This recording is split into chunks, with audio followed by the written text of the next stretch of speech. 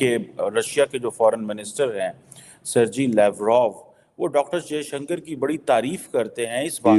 Мой друг, министр иностранных дел Субраманиан Джайшанкар, как-то был в ООН, выступал, его стали спрашивать, почему вы там у России столько много нефти стали покупать и так далее, и так далее. Он им посоветовал заниматься своими делами. И напомнил заодно, сколько Запад стал покупать нефти и продолжал покупать нефть в Российской Федерации.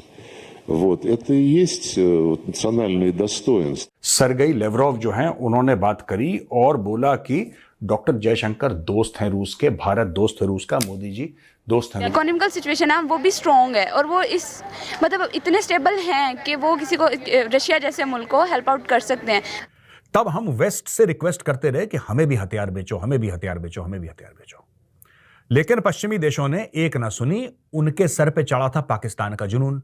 बताएं भारत रूस से बढ़ते ताल्लुकात, उनके साथ कितना कॉन्फिडेंस है और उनका जो वजीर खारजा है वो वहाँ बैठ के अमेरिका को शटअप कॉल दे रहा है। तो मेरा ख्याल है कि एक रियासत को इतना इंडिपेंडेंट और स्ट्रांग होना चाहिए और हमें भी सोचना पड़ेगा कि हम कहाँ खड़े हैं और हमें कहाँ जाना है।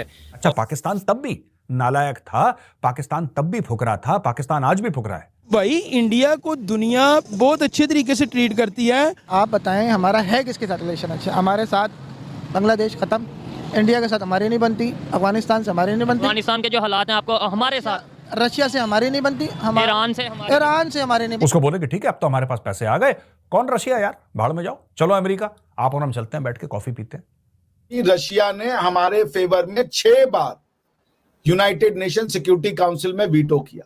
तो रूस ने हमें तब हथियार दिए जब उन हथियारों के लिए हमारे पास पैसे नहीं थे। तो we are grateful to Russia for that. जिसका खाते हैं उसी के गुण गाते हैं। आपकी फॉरेन पॉलिसी आज़ाद होनी चाहिए और ये तब तक आज़ाद नहीं होगी जब तक कि पाकिस्तान की जो इकानमी है वो एक बेहतर सिचुएशन में, बेहतर हालत में पाकिस्तान के इकोनॉमिक और पॉलिटिकल सर्कमस्टांसेस नहीं होंगे। ठीक है, उसमें रशिया ने हमें कभी धोखा नहीं दिया। वो तो न्यूट्रल रहता है, वो रशिया से ऑयल भी लेता है और वो अमेरिका का मतलब यह है कि स्ट्रेटेजिक पार्टनर भी है, ग्लोबल पार्टनर है, बिजनेस कर रहा है। वो तो नहीं अपने सराउंडिंग कंट्रीज के साथ जो हम बजट दे रहे हैं डिफेंस को, वो हम दें, अपनी एजुकेशन को वो हम हेल्थ को दें, हम अपनी जॉब अपॉर्चुनिटीज लाएं बाहर। देखें ये पिछले 3 साल में बेशुमार कंपनीज अल्लाह की रस्सी को मजबूती से नहीं पकड़ेंगे, अपने जुनाब अहकाम जो शरीयत ने हमें दीन इस्लाम जो शरीयत तब तक ग्रो नहीं कर पाए, तब तक ग्रो नहीं। मतलब इंडिया ने अल्लाह की रस्सी को मजबूती से पकड़ नहीं वो एक और चीज ना वो गैर मुस्लिम है। आप मेरी बात समझे यार, इस पे फतवा ना कोई लगा दे, लेकिन मेरी बात लॉजिकल क्वेश्चन है।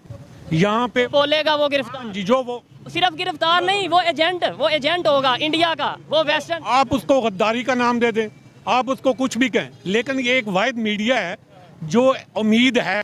और ये जो बातें हैं ये हर पाकिस्तानी नहीं जानता, हर आम पाकिस्तानी को बता दिया जाता है कि कश्मीर बनेगा पाकिस्तान, मजहब पूरी दुनिया में मजहब के ठेकेदार हम। ये जो बातें हैं मेडिकल का क्या कर रहे हो भाई, ठेकेदार हम बने। लोग अपने जिस्म पे बम बांध के टैंकों के नीचे घुस गए थे। आप देखें वो कौन सा वक्त था, मैं टेक्नोलॉजी की बात कर रहा हूँ, मैं डेवलपमेंट की बात कर रहा हूँ। आप टेक्नोलॉजी तो मस्त है, प्रैक्टिकली कुछ ना करें, मतलब अल्लाह पे यकीन रखें, अल्लाह पे यकीन रखते हुए टेक्नोलॉजी को अपनाएं और टेक्नोलॉजी ही। रिटायर हो जाइए ना प्लीज, ये अपने जमाने में बोल लेते तो अच्छा था। उस वक्त वो नौकरियां करते रहे, पैसे लेते रहे, बंगले लेते रहे, मरबे लेते रहे। अब जो मौजूदा है उनको जनाब वो लगे हुए बातें कर रहे हैं, वो ये इस तरह वो इस तरह। बोला देखिए ऐसा है कि जो रूस के साथ हमारे संबंध हैं वो आज के नहीं है, बहुत पुराने हैं और उन पुराने संबंधों ने कभी गिराव नहीं देखा, हर समय या तो स्थिरता देखी या चढ़ाव देखा।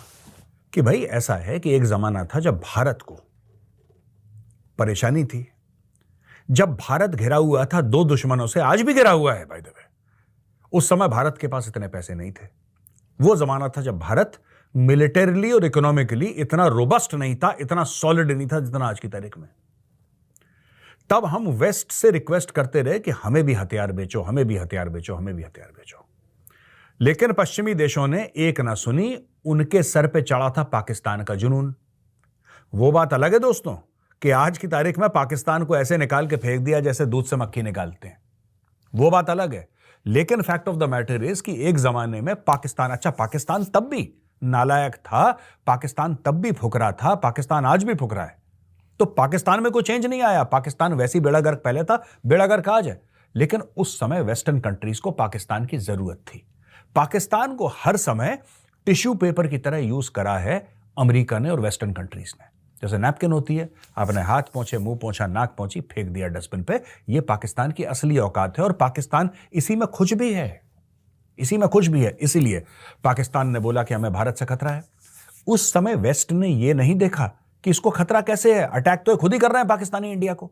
1947-48 में इन्होंने अटैक करा, 1965 में अटैक करा, 1971 में अटैक करा। ठीक है, 1999 कारगिल तो बाद में हुआ जिसमें भी पाकिस्तान ने अटैक करा। लेकिन fact of the matter is attack तो पाकिस्तान की तरफ से हुआ। जब पाकिस्तान की तरफ से अटैक हुआ तो फिर पाकिस्तान को क्या खतरा है भारत से यार।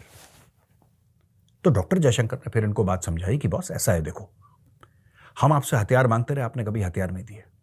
हमें हथियार दिए किसने? हमें हथियार उस वक्त दिए रूस ने। और रूस ने, दोस्तों मैं आपको एक और बात बता दूं, रूस ने हमें तब हथियार दिए जब उन हथियारों के लिए हमारे पास पैसे नहीं थे। तो हम रूस को भेजते थे गेहूं, ठीक है, हम भेजते थे सब्जियां, जो भी हम लोग उगा सकते थे, चावल, ये सब हम रूस को भेजते थे और रूस उसके एवज में हमें हथियार देता था। कभी हमने कोयला भेज दिया, कभी कुछ भेज दिया, जो भी जमीन से हम लोग उगा सकते थे या निकाल सकते थे या उसको एक्सकवेट कर सकते थे या वहां से माइन कर सकते थे, वो हम बेचते थे रूस, और रूस उसके एवज में हमें देता था हथियार, जिससे हम अपनी सरहदों की रक्षा करते थे। दोस्तों, तो क्या दुनिया यह चाहती है कि भारत अपने पुराने दोस्त को भूल जाए? आज भारत के पास पैसा है और आज भारत के पास इतना पैसा है कि रूस से भी कई गुना ज्यादा पैसा है भारत के पास। तो क्या करें फिर? तो क्या करें? जो पुराना मित्र है, जो हमारे साथ खड़ा रहा है, उसको भूल जाएं। उसको बोले कि ठीक है अब तो हमारे पास पैसे आ गए, कौन रशिया यार, भाड़ में जाओ, चलो अमेरिका, आप और हम चलते हैं, बैठ के कॉफी पीते हैं। क्या यह करना चाहिए भारत को? बिल्कुल नहीं। दोस्तों, कई लोग यह भी आर्ग्यूमेंट देते हैं कि भाई रूस ने जो करा, रूस ने बड़े सख्त टर्म्स एंड कंडीशंस लगाए जब आपको हथियार दिए थे, और रूस ने टेक्नोलॉजी ट्रांसफर नहीं करी, और रूस ने डिपेंडेंट, वो तो हर एक देश करता है, वो तो हर एक देश करता है। आपको क्या लगता है जो भारत हथियार आर्मीनिया को सप्लाई कर रहा है, भारत पूरा बना देता है उनको कि पिनाका की ये ड्राइंग्स हैं तुम ले लो? नहीं, ऐसा देखो, जब आप घिरे हों दुश्मनों से, जब पाकिस्तान आपको हर 10 साल में अटैक कर रहा हो, जब चीन आपको आंखें दिखा रहा हो और आपकी सरहदों पे चीन जोर डाल रहा हो, राइट, जब सब कुछ आपके प्रॉब्लम में चल रहा हो, क्योंकि आपके दोनों जो नेबर्स हैं, एक तो न्यूक्लियर पावर है, उस जमाने में पाकिस्तान नहीं था, पाकिस्तान बाद में बना, चाइना ऑलरेडी था, लेकिन पाकिस्तान चाइना की शय लेकर भारत पे अटैक कर रहा था, भारत के अंदर टेररिज्म कर रहा था। तब भारत क्या करता है ये बताओ आप? क्या करता भारत? रूस ने करी है मदद? बिल्कुल करी है। कि रशिया के जो फॉरेन मिनिस्टर हैं सर्जी लैवरोव, वो डॉक्टर जयशंकर की बड़ी तारीफ करते हैं इस बात के ऊपर, क्योंकि उन्होंने वेस्टर्न मीडिया को बड़ा प्रॉम्प्ट रिस्पॉन्ड दिया है कि ये मैटर है नेशनल डिग्निटी का, कि हम जहाँ से मर्जी ऑयल खरीदें। First, India is a very important partner of Russia, very important partner. इसकी कोई मिसाल नहीं मिलती कि प्राइम मिनिस्टर नरेंद्र मोदी जाते हैं सेंट्रल एशिया और रशियन प्रेसिडेंट पुतिन के मुंह पे कहते हैं this is not an era of war. So how come कि ये एक तरफ वो कहते हैं this is not era of war, and secondly वो ये भी कहते हैं कि हम तेल भी लेंगे। सो जो उन्होंने इंडिपेंडेंट पॉलिसी रखी, उन्होंने वेस्ट को भी खुश करके रखा, उन्होंने रशिया को भी खुश करके रखा। सो मुझे नहीं लगता कि ये फोर्सफुली लोगों को कहा जा रहा है कि आप रशिया की जंग में लड़ें। होता ये है कि ये एक नया मैकेनिज्म है कि इंडियंस को ये एडवांटेज है कि इंडियंस की बहुत सारे जो eastern Europe lies. But anyway, let's come back to your question. आपने कहा कि कैसे बैलेंस कर रहे हैं इंडिया, रशिया और अमेरिका के। अब हम बैलेंस नहीं करते, अब अमेरिका बैलेंस करता है। आप समझ रही हैं? नाउ अमेरिका इज बैलेंसिंग कि भाई अब नहीं तो अमेरिका के पास ऑप्शन है। आप देखिए आरजू जी, रशिया ने हमारे फेवर में 6 बार यूनाइटेड नेशन सिक्योरिटी काउंसिल में वीटो किया, 6 बार। रशिया ने हमारे साथ कोई कॉन्फ्लिक्ट नहीं किया आज तक। Russia and India have never been in any kind of conflicted relationship since the time of independence. तो वो जो ट्रस्ट है ना, वो ट्रस्ट और एलाई का जो फैक्टर है, उसमें रशिया ने हमें कभी धोखा नहीं दिया। वी हैड जी जी मैं बस इतना कहता कि ये जो यूएन का सिक्योरिटी काउंसिल का जो एक बड़े स्क्यूड सा वोटिंग पैटर्न है, जिसमें परमानेंट 5 मेंबर्स कुछ भी चीज पे एग्री कर जाए तो वो दुनिया के लिए बाइंडिंग हो जाता है, उससे हमें रशिया ने, उस पॉलिटिकल सिस्टम से रशिया ने हमें हमेशा बचाया है. We are grateful to Russia for that.